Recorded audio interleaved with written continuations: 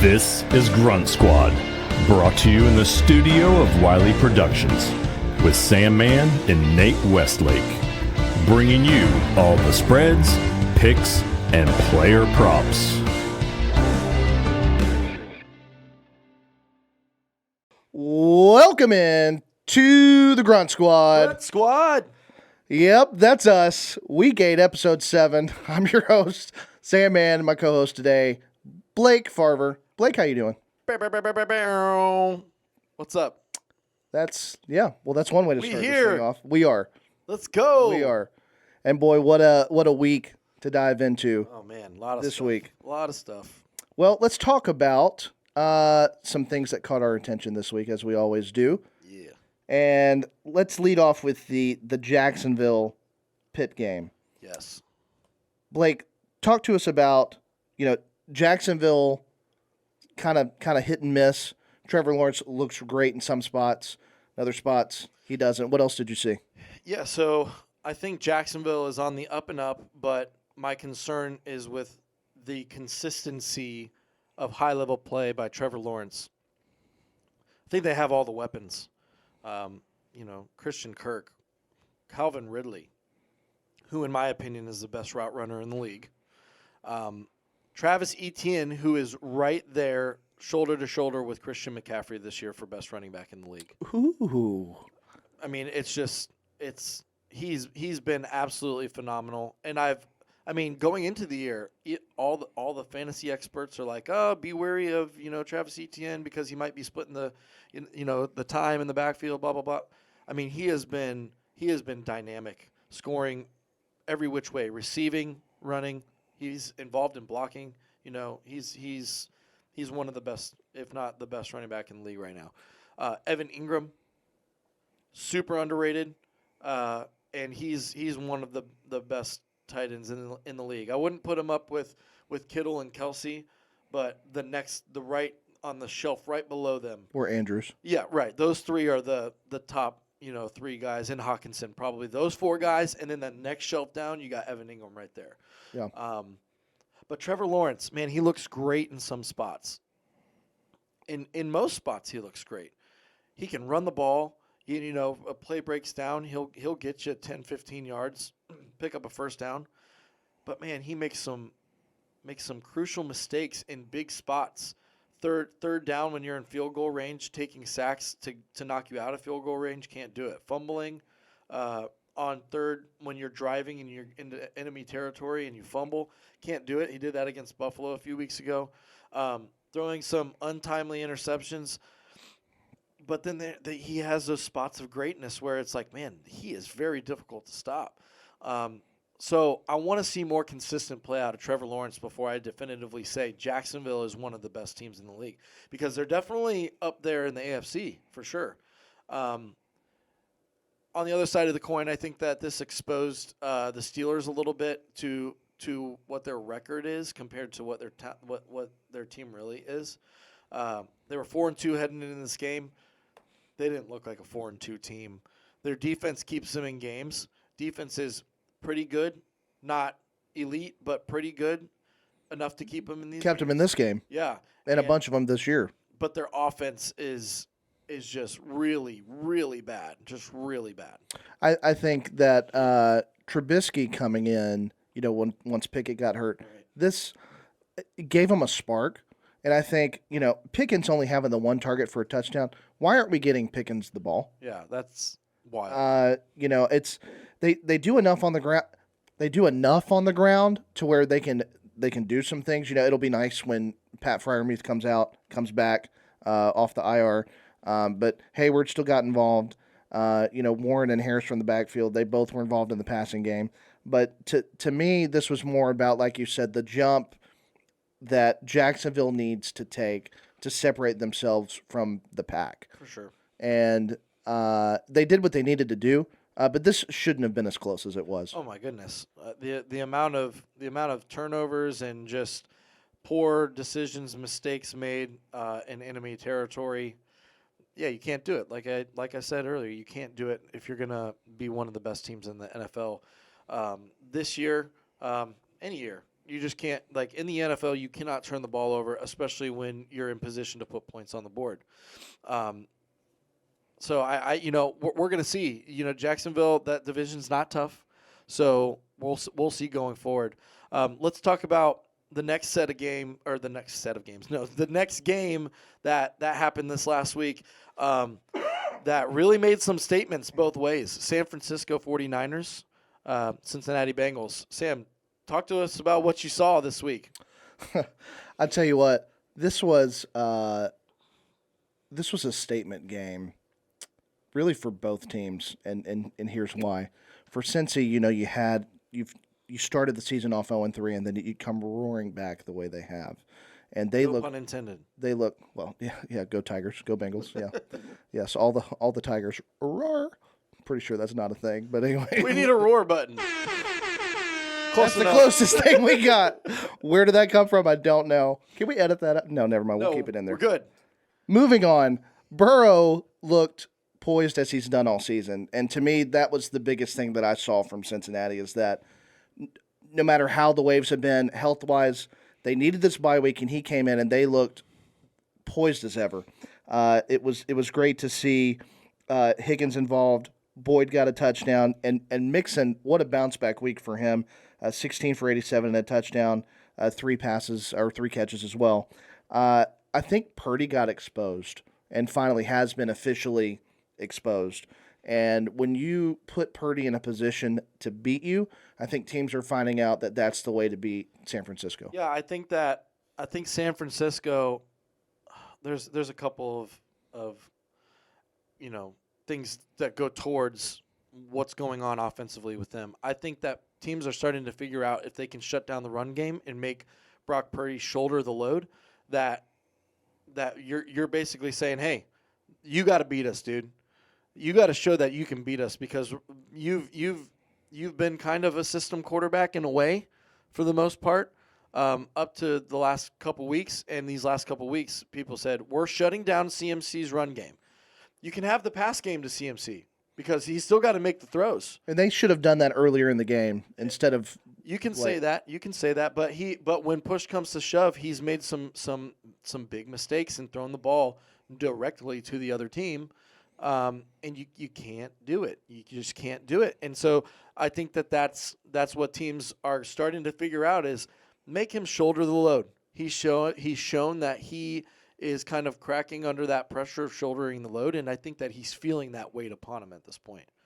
Yeah, I think ultimately, when you make him one-dimensional, and again, you're forcing him to go out and make plays.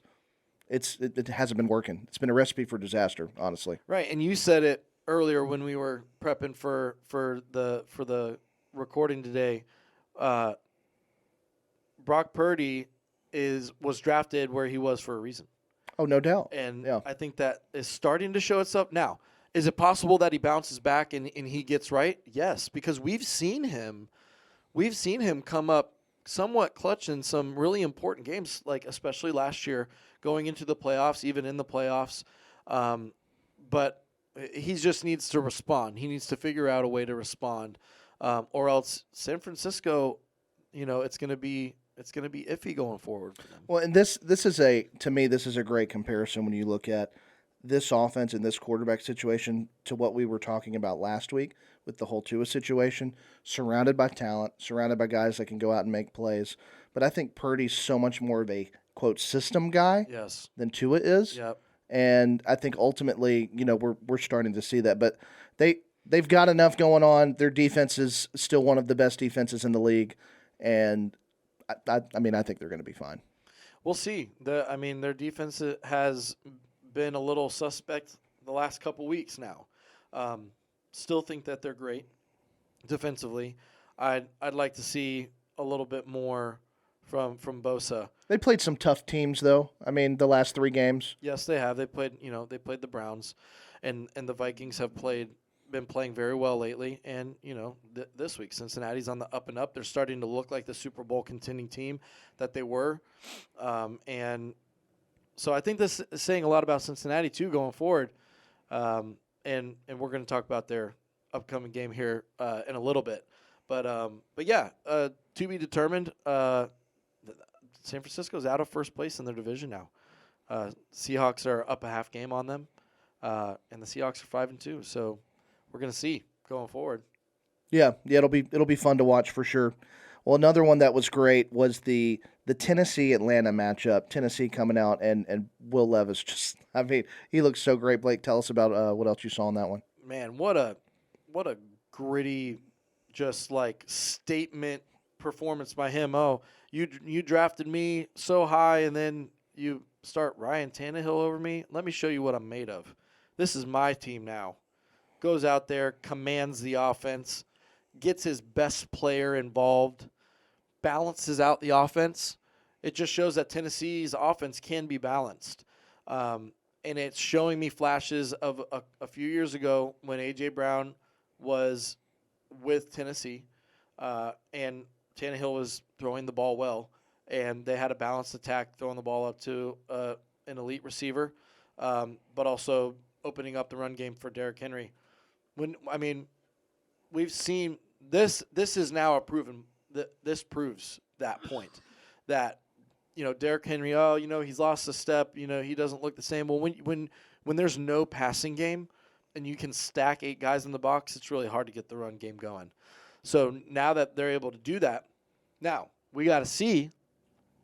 We got to see if he has, the letdown from his first start to the second start, like Badgett. He had a phenomenal first start, and then this last week he looked real young, I'll say. Which is fair to say. Young, exposed, but I think the difference between Levis and the previous guy that you mentioned is the fact the way that he commanded the huddle, commanded the offense, had the sense of urgency, took ownership, and showed through his efficiency. 19 for 29, 238, 4 touchdowns. I mean, you couldn't ask for a better performance from a guy starting his first game in the NFL. Right. And against a team they're number 1 in their division. Say what you want about the NFC South, the Falcons are defensively, they're a good football team. The fact that they were able to move the ball on them like that, 100 yards for Derrick Henry on the ground, 238 in the air for Levis, and 128, I believe, for D-Hop. Yeah.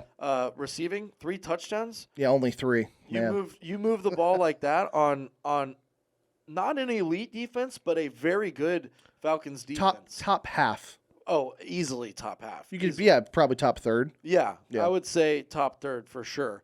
They got the job done, and going forward, here we go. Your weekly hot take by Blake, brought to you by Wicked Pecker Off Road. What is happening? Go ahead. Hot take by Blake. Hot take by Blake. Tennessee Titans make the playoffs. Buffalo Bills, sticking with my hot take from last week, do not make the playoffs. Whew, that is spicy. Stick that in your coffee and take it. Instead of some mayo, Will Levis. Okay. Here we go.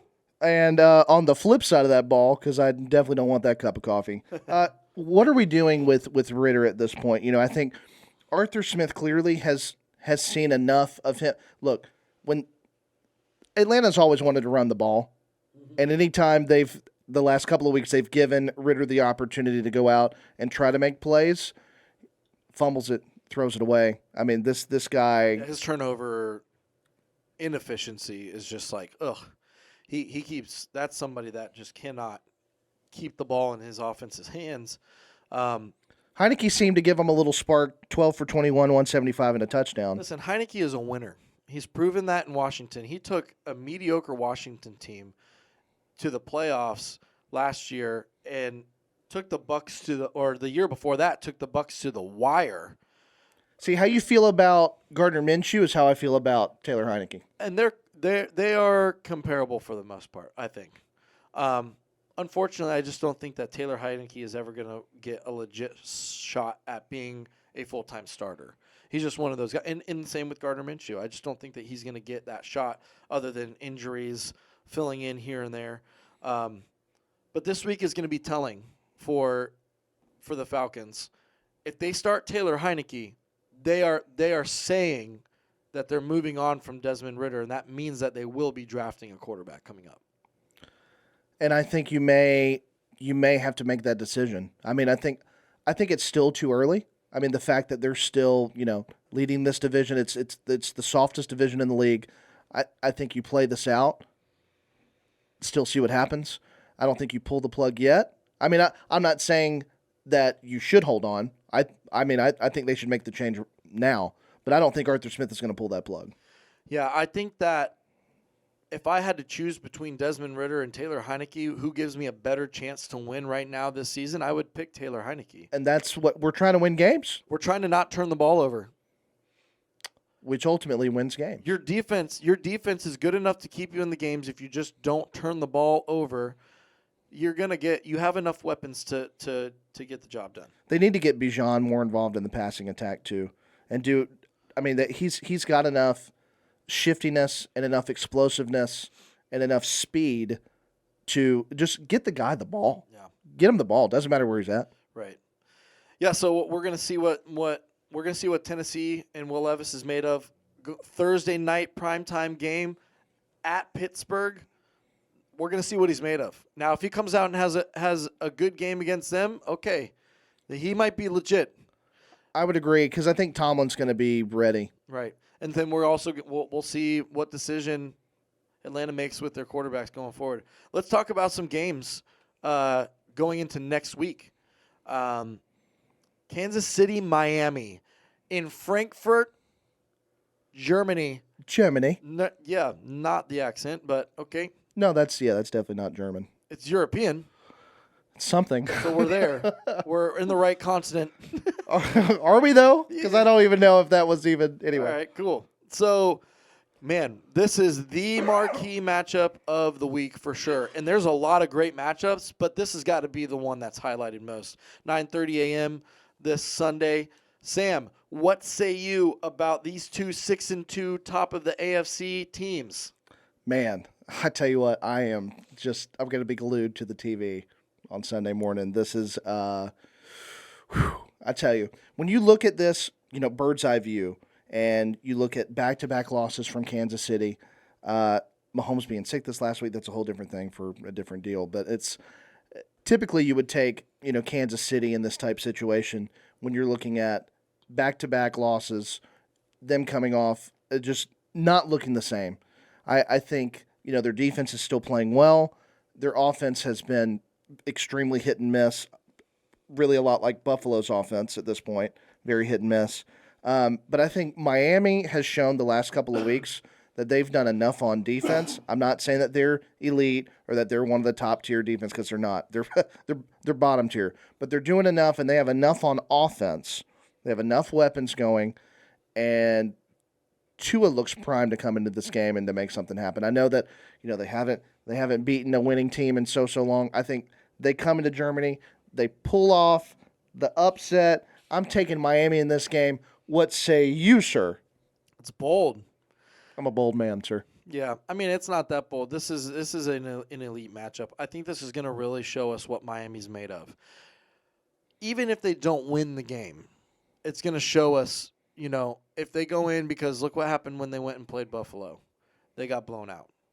Now, if they come back and they respond to a team like Kansas City and they keep it close and it's very competitive, then Miami's for real. If they come in and get blown out again, then we got to start wondering. Pretender. Yeah, we got to start wondering if they're just pretenders.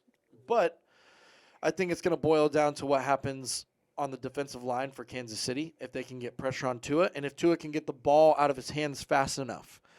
Get your fast playmakers the ball, let them make plays in space. Hopefully we can get H.N. to come back too, because if that's the thing, I mean, we know the speed that he has, and that bringing that facet of the offense and that utilization for them. Yeah, because Mostert hasn't looked the same these last couple weeks. I think that H.N. has really opened the game up for him in some ways too. So what we're gonna see what happens with Mostert. I know Ahmed has gotten a lot of looks. Even Jeff Wilson Jr. has taken a few carries and a few touches away. So they haven't really been getting Mostert as involved. But that passing game is electric. Well, Jeff Wilson was number one on the depth chart to start the season off. So he was supposed to be the guy to begin with. I think for me, having Waddle back is extremely huge. And we know that Tua has enough firepower to support both Tyreek Hill and Jalen Waddle. Yeah, I think Kansas City is going to come in prepared. Taylor Swift better be there. I don't think Taylor Swift's going to be traveling to Germany for this one. I'm just saying. If she's there, then it's Kansas City lock. There's no question. If I find out that Taylor Swift is going to be there, I'm betting on Kansas City to win the game and I'm going to prop bet every prop for Travis Kelce, touchdowns, receptions, yards, Just give him all the things. Give him all of it. Yeah, he seems to show up when she shows up. Oh my gosh, it's crazy. But I think if it boils down to if there's no Taylor Swift involved, if it boils down to the head coaching, then give me Kansas City has the edge, and I'll take Kansas City because of the slight coaching advantage on their side. Yeah, I mean, look. Andy Reid's going to be prepped for this game. Mike McDaniel's going to be prepped too. So it's definitely going to be a fun one. I hope it's a shootout because that's just going to be fun to watch. I could see it going either way. Honestly, I could see it being super close. I could see it being blown out. I could see it being high powered, high scoring. Who freaking knows, man? It's just I just think it's going to be fun. Hopefully, it's fun. Over under is 60 for that game. I mean, I'll bet a bunch of money is going to be going on the under. I don't know. It could be that shootout that you're talking about. Could be. We'll see. I mean, Vegas knows something. Yeah. Usually they do. They do. Usually they do. They're pretty good. Well, let's talk about another one for our look-ahead games, and that's Cincinnati against Buffalo, another marquee matchup. What do you feel, or how do you feel about Cincinnati being on the uptick, Buffalo being on the downtick? What say you in this matchup? Well, I think I still have the same stance about Buffalo that I had these last couple weeks. They are still definitely not trending in the right direction. They won this last week. And, hey, when you need a win, you go in and get a win no matter who the opponent is. But they didn't look great. They looked good-ish. I feel like they could have really blown that thing open. Turnovers in the red zone, not converting in the red zone. All the things, they just gave Tampa the opportunity to stay in the game. Cincinnati, they are, like I said earlier, they are looking like Super Bowl contenders once again. I think Cincinnati wins this game, and it's potential that they win this game by a couple scores. That's how I feel, and that's how I see it. I think, and again, this will be a bold one, but I think they're the second best team in the AFC. Oh yeah, that is bold.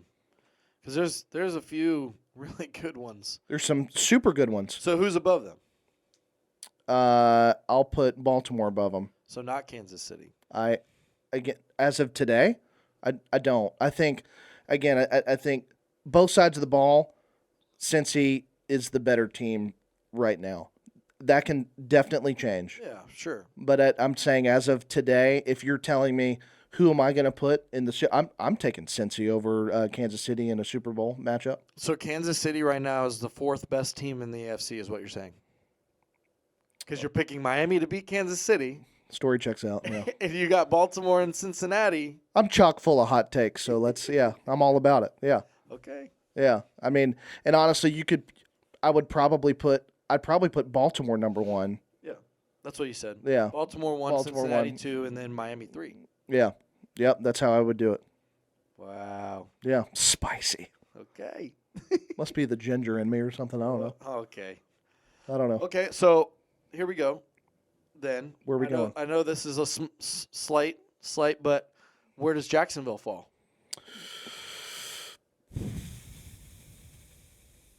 Oh, it's a good one. Yeah, right under Kansas City. I think they're you could flip a coin and say based on today, Kansas City beat them heads up.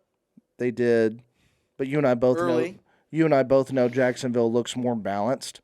They just look better. They're figuring it out. I'm putting them at 4. Put Kansas City at 5. So we're no longer talking about Kansas City being a top 5 team in the NFL. We're talking about them being top 5 in the AFC. Yeah, that seems 5 in the AFC. Seems reasonable. I don't know. Listen, that's how I feel. Yeah. Shoot me. I don't know. No, that's good. Yeah. You said that's good. How many NFC teams are better than Kansas City? at least 3. Who? Eagles, Cowboys. Okay, just 2 then, probably. The Cowboys are better than Kansas City?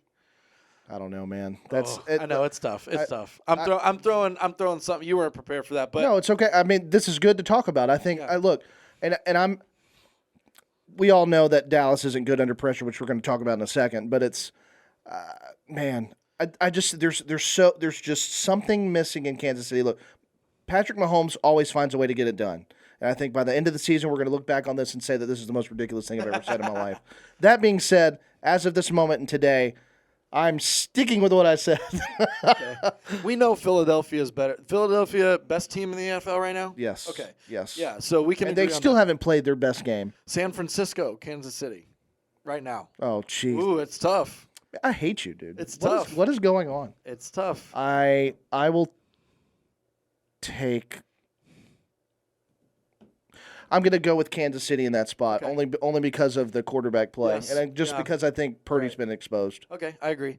We'll get off that. I'm sorry for going that direction. Yeah, but, thanks a lot. But dude. it was good. But it's good because this is telling us where we really think Kansas and City how we feel. is. Yeah. No, it is or at good. least how you feel. But that's good. Well, I like to hear it. I like to hear it. So let's pivot to this last game. We just alluded to Dallas. Yes. Talking about where they're at. We're going to find out where they're at this Oh week. man, this game. This game is going to be. It can go so many different ways. Yes, I'm so excited for this game. Dallas at Philadelphia this week. Big time game. Big time division rivalry. Just huge. Sam, tell me where your thoughts lie on what's going to happen here. Dallas is drawing dead. Drawing dead. No chance. Stone dead. Nothing. No chance at all. Even coming off of this really high performance from them. Yeah, I think Philly has found a way to still get W's in situations where maybe they shouldn't have, and they still haven't played their best game, and we still haven't seen all that Philly can do with their new OC. Jalen Hurts is coming on. I believe in A.J. Brown. They've gotten Dallas Goedert involved, Devonta Smith this past week. Let's freaking go Philadelphia Eagles. I think they beat them by 2 scores in this one. Don't forget about DeAndre Swift either, because I feel like people were down on him heading into this year. Wasn't sure that he was even really going to be the number one guy. Game 1, Kenneth Gainwell, way more touches than him. And then he comes out in the second game and rushes for like 150 yards and a couple scores. And ever since then, he hasn't been necessarily doing those high numbers for yards, but he's still been very involved in the offense. Well, they don't need him to really do that. I mean, that's kind of not how Philly operates. Not this year. Right. So it's, and Boston Scott, the gadget guy that he can be, I mean, and he's getting involved too, So I'm a believer in this defense. I'm a believer in Jalen Hurts, and I've got some buddies out there that know how much I dislike Alabama, so I'm talking about another guy from Alabama. But anyway, well, his last Oklahoma was last, so we can whatever. Yeah, we can you can meet him in the middle on that one. That's fine. All that to say though, we know that Dak cracks under pressure. Yeah, and I think that's what it boils down to for you, at least for me, is that we know that Dak doesn't live up to the moment. And so we're going to see. We're going to see once again. He has another opportunity to prove everybody wrong. Both 2 really, really good defenses.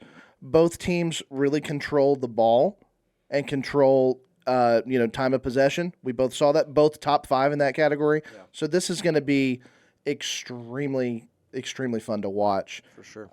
But I'll take Philly. I'll take the coach. I'll take the quarterback. I'll take the better defense.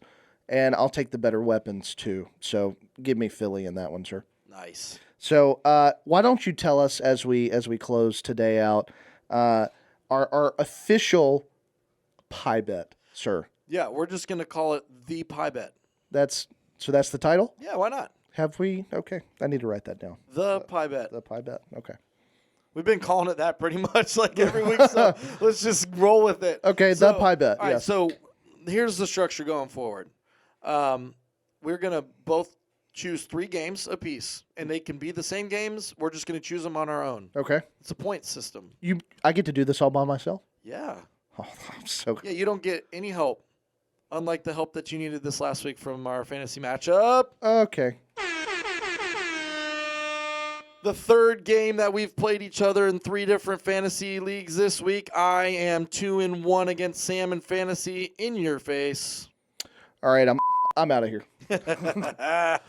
Okay, so anyway, I mean, I gave you all the props in the world last week. It's fine. It's fine. It's fine. I don't need to hear it now. No, here's not only the metaphorical cap, It's too sir. late. I'm tipping the official. Oh yeah, you have official cap. Wow. Okay. That was mean. That was as mean as the spanking you put on me this week. That's right. Okay, so back to the pie bet. Yeah. So freaking jerk. 3 games, you get 1 point for being correct per game. Okay. All right, so we're going to choose one team to win and cover a team that is favored to cover the spread. So a favorite to cover. Got it. Favorite okay. to cover. An underdog to cover the spread. They don't necessarily have to win, but they have to at least cover the spread. Okay. I like that one. Yes. And then an underdog to win outright. That will for sure Ooh, win. that's spicy. Okay. All So, right. Sam, why don't you start? Give us your 3. Give us your team your favorite to win and cover the spread. Favorite to win and cover is going to be Cincinnati against Buffalo, What's that spread? and that is Cincy -3. Okay. Yeah. All right. Yeah. So we're riding that wave. And as long as we can. ties are a loss. Oh yeah. Listen, this Pain. is max pain. Yeah. Pain. Yeah.